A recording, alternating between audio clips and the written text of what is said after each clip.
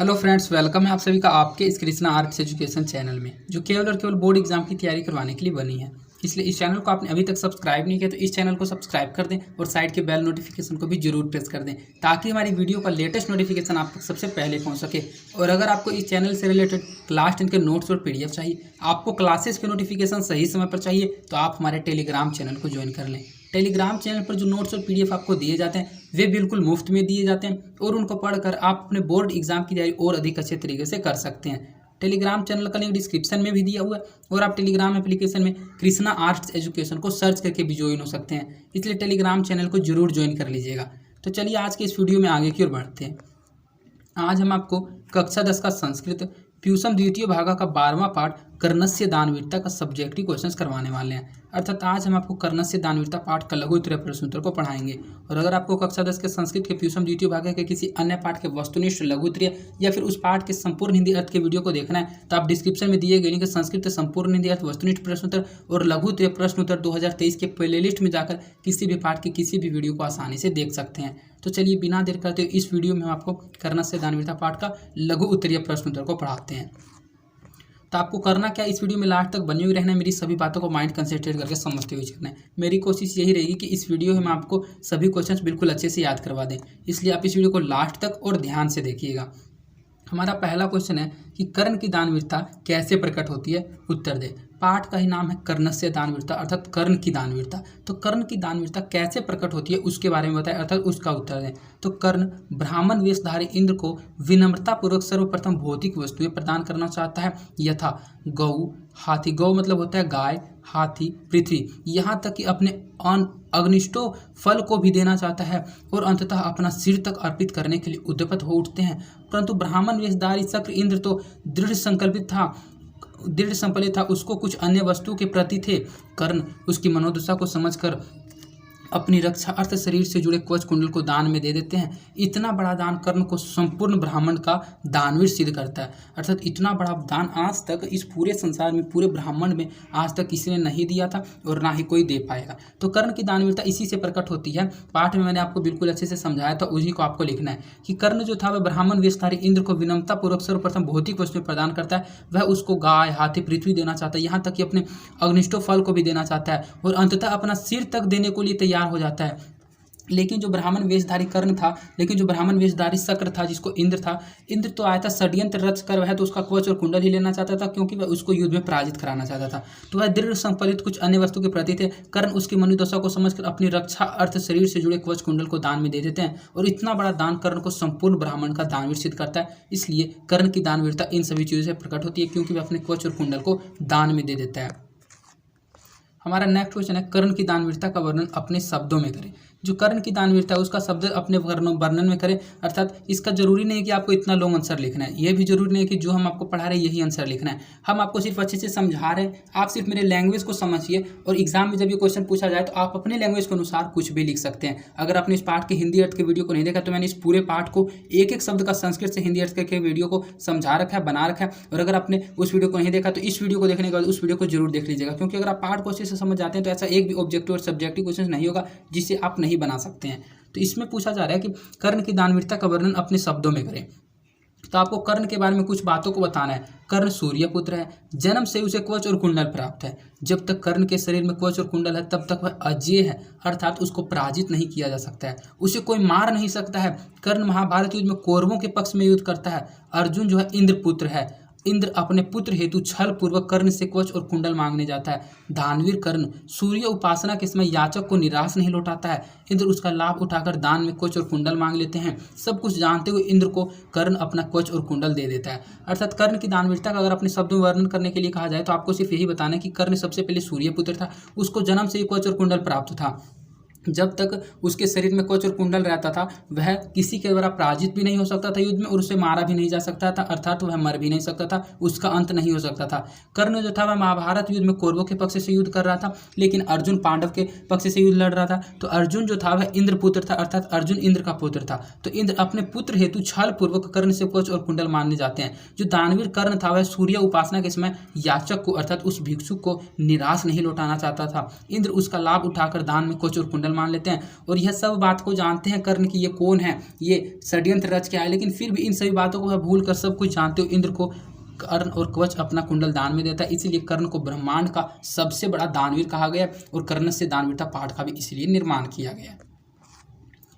कर्णस्य दानवीरता पाठ का 5 वाक्यों में परिचय दे। अगर आपने ध्यान से मेरी सभी वीडियोस के सब्जेक्टिव क्वेश्चंस वाली वीडियो को देखा हो तो मैंने कई बार आपको बता रखा है, आपको एक पाठ का नाम दे दिया जाएगा और कहा जाएगा कि उस पाठ का 5 वाक्यों में परिचय दें। ऐसा एक क्वेश्चन आपके बोर्ड एग्जाम में 101% हर बार पूछा जाता है, 2 नंबर का ही पूछा जाता है लेकिन हर बार पूछा जाता है। और इस क्वेश्चन का आंसर आप तभी दे सकते हैं जब आप पाठ को पढ़े हुए रहिएगा। आपको स्वामी दयानंद, व्याघ्रपथी कथा, अलस कथा, कोई भी पाठ का नाम दिया जाएगा और कहा जाएगा कि उस पाठ का 5 वाक्यों में परिचय दे। तो आपको इसका आंसर में क्या लिखना है, जो आपने उस पाठ में पढ़ा उस पाठ के बारे में आपको सिर्फ 5 वाक्यों में उस पाठ के बारे में कुछ परिचय दे देना, अर्थात उस पाठ के बारे में बताना है, वही इस क्वेश्चन का आंसर होता है। तो मैंने इसका बहुत लॉन्ग आंसर लिखा है क्योंकि मैं आपको समझाना चाहता हूँ। आप इसका आंसर बिल्कुल छोटा भी लिख सकते हैं, क्या लिख सकते हैं वो भी मैं आपको इसको समझाने के बाद बताऊँगा। तो कर्णस्य दानवीरता पाठ का 5 वाक्यों में परिचय दें। यह पाठ संस्कृत के प्रथम नाटककार भास द्वारा रचित कर्णभार नामक एकांक के रूप से संकलित किया गया है। इसमें महाभारत के प्रसिद्ध पात्र कर्ण की दानवीरता दिखाई गई है।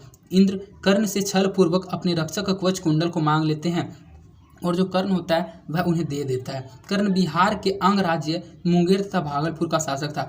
बिहार का जो अंग राज्य है उसी को आज वर्तमान में मुंगेर तथा भागलपुर कहा जा रहा है, उसका शासक था। इसमें संदेह है कि दान करते हुए मांगने वाले की पृष्ठभूमि जान लेनी चाहिए, अन्यथा परोपकार विनाशक भी हो जाता है। तो कर्णस्य दानवीरता पाठ का 5 वाक्यों में परिचय आप ऐसे भी दे सकते हैं कि कर्णस्य दानवीरता के जो रचयिता है वे भास है। कर्णस्य दानवीरता पाठ को कर्णभार से लिया गया। कर्णस्य दानवीरता में जो कर्ण है वह सूर्यपुत्र था, उसको बचपन से ही कवच और कुंडल प्राप्त था और जब तक उसको कवच और कुंडल प्राप्त था वह किसी के भी द्वारा युद्ध में पराजित नहीं हो सकता था और वह किसी के द्वारा मारा भी नहीं जा सकता था। लेकिन जब वह कौरव के पक्ष से युद्ध में लड़ रहा था और पांडवों के पक्ष से जो इंद्र लड़ रहा था, तो इंद्र जो था, इंद्र नहीं अर्जुन लड़ रहा था। जो अर्जुन था वह इंद्रपुत्र था, इसलिए इंद्र छल पूर्वक अपने पुत्र को जिताने के लिए कर्ण से वो मांगने आता है कवच और कुंडल, और कवच और कुंडल को वह दान में दे देता है कर्ण इंद्र को, इसलिए वह महादानवीर कहलाता है। तो इस तरह से भी आप पाठ का 5 वाक्यों में परिचय दे सकते हैं। वही बात इसमें भी लिखी हुई है कि यह पाठ संस्कृत के प्रथम नाटककार भास द्वारा रचित कर्णभार नामक एकांक के रूप से संकलित किया गया, अर्थात वहीं से लिया गया। इसमें महाभारत के प्रसिद्ध पात्र कर्ण की दानवीरता दिखाई गई है। इंद्र कर्ण से छल पूर्वक उनके रक्षक कवच कुंडल को मांग लेते हैं और कर्ण उन्हें दे देता है। कर्ण बिहार के अंग राज्य जिसको वर्तमान में मुंगेर तथा भागलपुर कहा जाता है उसका शासक था। इसमें संदेश ये है कि दान करते हुए मांगने वाले की पृष्ठभूमि को हम लोगों को जान लेना चाहिए, अन्यथा परोपकार भी विनाशक हो जाता है। क्योंकि कर्ण ने तो दान दिया था लेकिन वही दान उसके विनाश का कारण बना और परोपकार भी विनाशक हो जाता है। वैसा इस क्वेश्चन के जरिए हम लोगों को समझाया जा रहा है। कर्ण कौन था, उसकी क्या विशेषता थी, ये क्वेश्चन कई बार बोर्ड एग्जाम में पूछा जा चुका है और इसके पूछे जाने की 101% संभावना रहती है, इसलिए इस क्वेश्चन को आप अच्छे से याद रखिएगा। बिल्कुल छोटा सा क्वेश्चन है, पाठ को आपने पढ़ा होगा तो आप इसका आंसर 2 चुटकियों में दे दीजिएगा कि कर्ण कौन था, उसकी क्या विशेषता थी। तो कर्ण कुंती का पुत्र था, परंतु महाभारत के युद्ध में उसने कौरवों के पक्ष से लड़ाई की। उसके शरीर पर जन्मजात कवच और कुंडल था। उसकी विशेषताएं हैं कि उसके शरीर पर जन्मजात कवच और कुंडल था। जब तक कवच और कुंडल उसके शरीर से अलग नहीं होता था तब तक कर्ण की मृत्यु असंभव थी। कर्ण कौन था, कर्ण कुंती का पुत्र था और सूर्यपुत्र था, परंतु महाभारत के समय वह युद्ध में कौरवों के पक्ष की ओर से लड़ाई कर रहा था। उसकी क्या विशेषता थी, तो उसकी विशेषता यह थी कि उसके शरीर पर जन्मजात से ही कवच और कुंडल था और जब तक और कवच और कुंडल उसके शरीर से अलग नहीं होता तब तक कर्ण की मृत्यु असंभव थी। इसीलिए तो शक्र अर्थात इंद्र छल पूर्वक ब्राह्मण के वेश में उसके यहाँ भिक्षा मांगने जाता है और उसके कवच और कुंडल को दान में मांग लेता है। तो उसकी यही विशेषता थी कि उसके शरीर पर जन्मजात कवच और कुंडल था। कर्ण सूर्यपुत्र था, कर्ण कुंती का पुत्र था। इंद्र ने कौन सी बड़ी भिक्षा मांगी और क्यों, अर्थात इंद्र ने कर्ण से कौन सी बड़ी भिक्षा मांगी और क्यों मांगी थी। तो इंद्र ने कर्ण से बड़ी भिक्षा के रूप में कवच और कुंडल मांगी थी। अर्जुन की सहायता करने के लिए इंद्र ने कर्ण से छलपूर्वक कवच और कुंडल मांगे, क्योंकि जब तक कवच और कुंडल उसके शरीर पर विद्यमान रहता तब तक कर्ण की मृत्यु नहीं हो सकती थी। चूंकि कर्ण कौरव पक्ष से युद्ध कर रहे थे, अतः पांडवों को युद्ध में जिताने के लिए कर्ण ने इंद्र से कवच और कुंडल की याचना की, अर्थात उससे भिक्षा के रूप में वो मांग लिए। तो जो आपने इससे पहले 4th क्वेश्चन में पढ़ा सेम उसी का आंसर आपको इसमें लिखना है कि इंद्र ने कर्ण से कौन सी बड़ी भिक्षा मांगी और क्यों मांगी थी।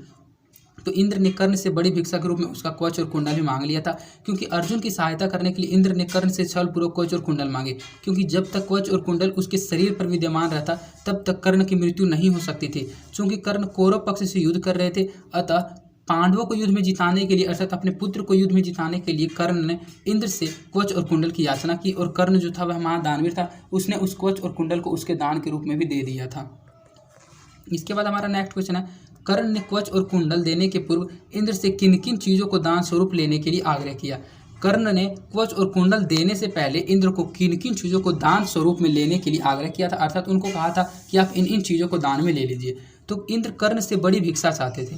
कर्ण समझ नहीं सका कि इंद्र भिक्षा के रूप में उनका कवच और कुंडल चाहते हैं, इसलिए कवच और कुंडल देने से पूर्व कर्ण ने इंद्र से अनुरोध किया कि वे उसकी सहस्त्र गायें अर्थात हजारों गायें, बहुत शस्त्र घोड़े, बहुत हजार घोड़े, अपर्याप्त सुवर्ण मुद्राएं अर्थात बहुत सारे सोने के मुद्राएं और पृथ्वी भूमि ग्रहण करें अर्थात पृथ्वी भूमि ग्रहण करें। कर्ण ने कवच और कुंडल देने के पूर्व इंद्र से किन किन चीज़ों को दान स्वरूप लेने के लिए आग्रह किया था, तो उन्होंने अनेक चीज़ों के लिए आग्रह किया था, क्योंकि कर्ण जो था वह जानता नहीं था कि यह कवच और कुंडल मांगने के लिए आया, इसलिए इंद्र कर्ण से बड़ी भिक्षा चाहते थे। कर्ण समझ नहीं सका कि इंद्र भिक्षा के रूप में उनका कवच और कुंडल चाहते हैं, इसलिए कवच और कुंडल देने से पूर्व कर्ण ने इंद्र से अनुरोध किया कि वे उसकी सहस्त्र गायें, बहुत सहस्त्र घोड़े, अपर्याप्त स्वर्ण मुद्राएं और पृथ्वी भूमि को ग्रहण करें। वो इन सभी चीज़ों को दान स्वरूप लेने के लिए इंद्र को पहले कवच और कुंडल से पहले आग्रह करते हैं। कर्ण की दानवीरता क्यों प्रसिद्ध है, अर्थात आपने इस पाठ का नाम पढ़ा कर्णस्य दानवीरता अर्थात कर्ण की दानवीरता। तो कर्ण की दानवीरता प्रसिद्ध क्यों है, कर्ण की दानवीरता का प्रसिद्ध होने का क्या कारण है? तो कर्ण महान दानवीर के रूप में प्रसिद्ध है क्योंकि उसने अभेद्य कवच और कुंडल को भी इंद्र को दे दिया था।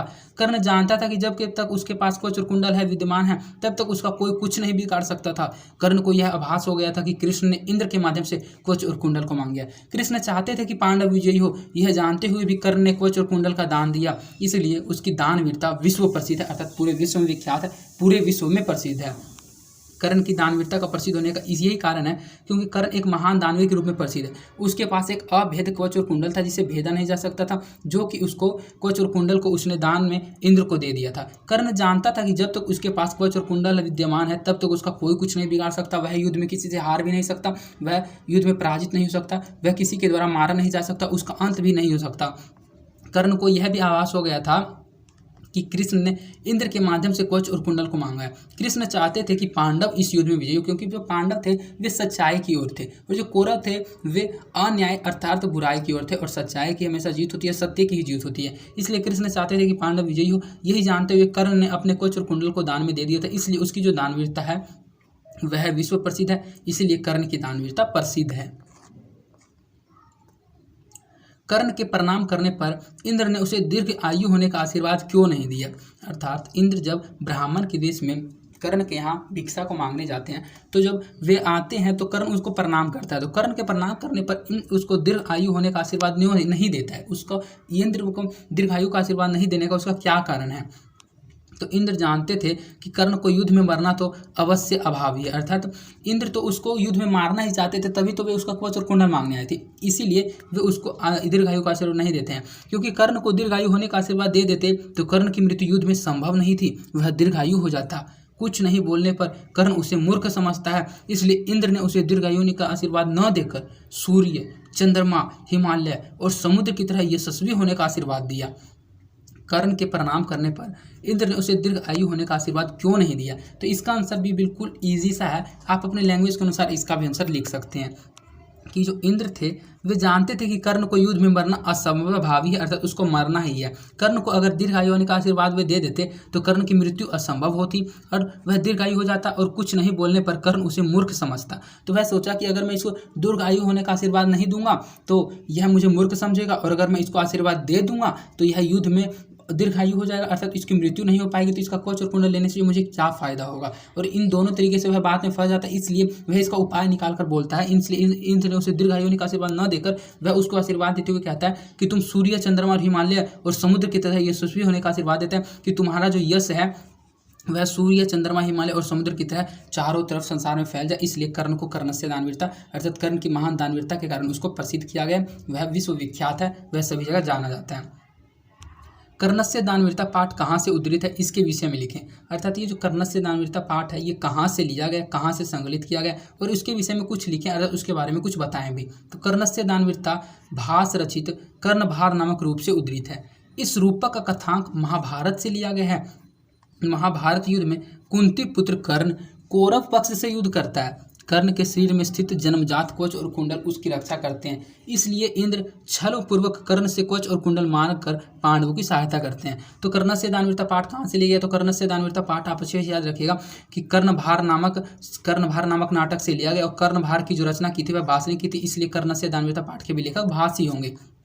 इस रूपक का अर्थात ये जो कर्णस्य दानवीरता पाठ का रूपक है, इस रूपक का जो कथांक है वह महाभारत से लिया गया है। महाभारत युद्ध में कुंती पुत्र कर्ण कौरव पक्ष से युद्ध करता है। कर्ण के शरीर में उसके विषय में भी लिखने के लिए कहा जा रहा था, तो इसके विषय में आपको लिखना है कि कर्ण के शरीर में स्थित जन्मजात और कवच और कुंडल उसकी रक्षा करते हैं। इसलिए इंद्र छल पूर्वक कर्ण से कवच और कुंडल मांग कर पांडवों की सहायता करते हैं और कौरवों को युद्ध में पराजित करवा देते हैं, अर्थात पराजित करवा देते हैं, उनको हरवा देते हैं।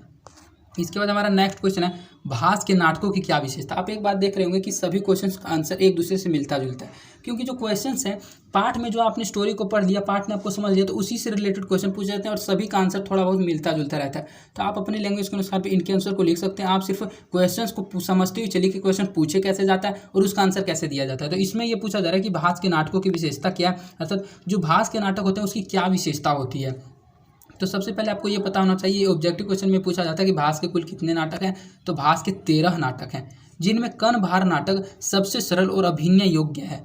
इनके नाटकों की विशेषता यह है कि साधारण जनता भी उनका अभिनय कर सकती है। इसके नाटकों की कथाएं विशेष रूप से महाभारत से ली जाती है, अर्थात जो भास के नाटक होते हैं उसकी यही विशेषता होती है कि इसकी साधारण जनता भी उसका अभिनय कर सकती है, अर्थात उसका रोल प्ले कर सकती है। और नाटकों की कथाएं, इसके नाटकों की जो कथाएं होती है वे विशेष रूप से महाभारत से ली जाती है। भास के कुल 13 नाटक हैं, जिनमें कर्णभार नाटक सबसे सरल और अभिनय योग्य है। इनके नाटकों की विशेषता यह है कि साधारण जनता भी उनका अभिनय कर सकती है, उसका रोल प्ले कर सकती है, और इनके नाटकों की कथाएं विशेष रूप से महाभारत से ली जाती है। यही भास के नाटकों की विशेषता है।